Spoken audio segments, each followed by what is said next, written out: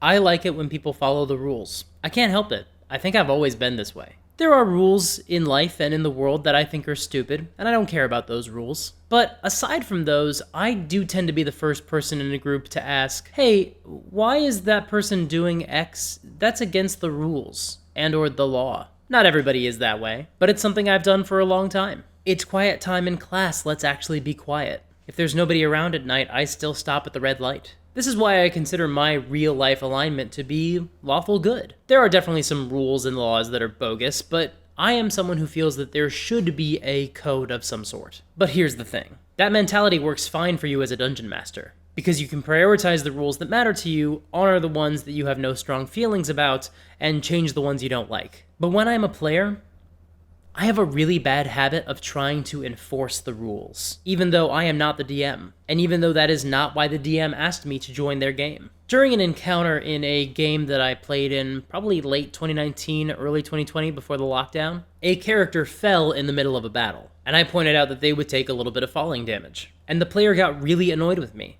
because what I did not realize is that they only had a couple of hit points. Now that surprised me in part because I felt like, well, it's not a big deal, but that's because I'm a dungeon master. Even though I do love every character that I create as a player, it's really easy for me not to get attached to them in the same way that other players do with their characters. So I'm almost always totally willing to take some extra consequences, because I don't really mind as much if things don't go my way or my character's way. But the other player did not feel that way. When that player was looking down the barrel of a really rough encounter, they weren't just able to let it roll off their back. They were deeply invested. And for me to just jump in and declare that there should be some extra damage that the DM hadn't called out, that was a jerk move. Additionally, while the DM and I did not talk about this after the session, I don't always follow my own advice. I wish that I had spoken with the DM about this after the session. I should have done that. But I doubt that they were stoked that I kept jumping in and pointing out these rules that it seemed like the DM was forgetting. The DM ran these really elaborate combats with dozens of enemies and these intense,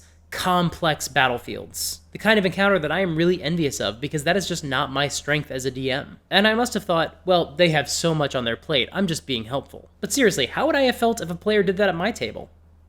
Not awesome.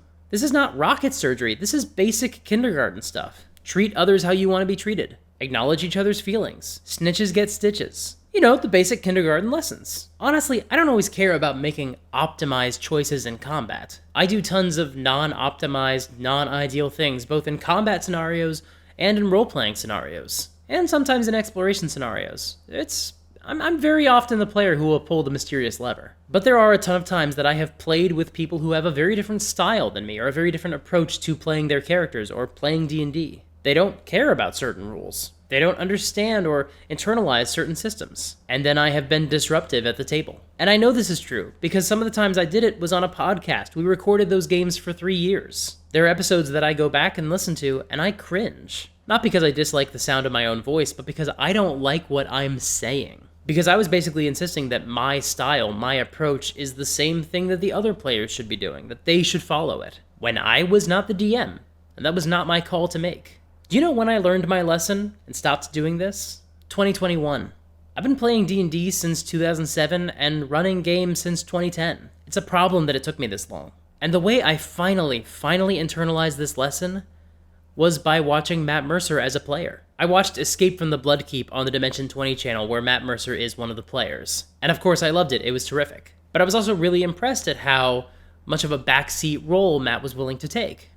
That was awesome. But I did not fully internalize this lesson until I watched Exandria Unlimited, where Matt was a player in a game run by Abriya Iyengar, a game set in the world that he created for his friends, where he had been running games consistently for almost a decade. And he was really good at knowing and enforcing the rules for his character. And besides that, he kept his mouth shut. That is when it clicked for me. That is what being a lawful good player actually looks like. Knowing the rules does not mean that you have to use them at all times. You can know the rules, enjoy the rules, and respect the rules, and still not cause issues at the table. It's something that I've struggled with every time that I've been a player in 5th edition. This isn't even a metagaming issue, although, yeah, I've definitely done that too. But honestly, I've caused way more issues at the table by just insisting that the other players should follow the rules that matter to me, when I am not the DM, and that is not my call. The challenge of being lawful good in real life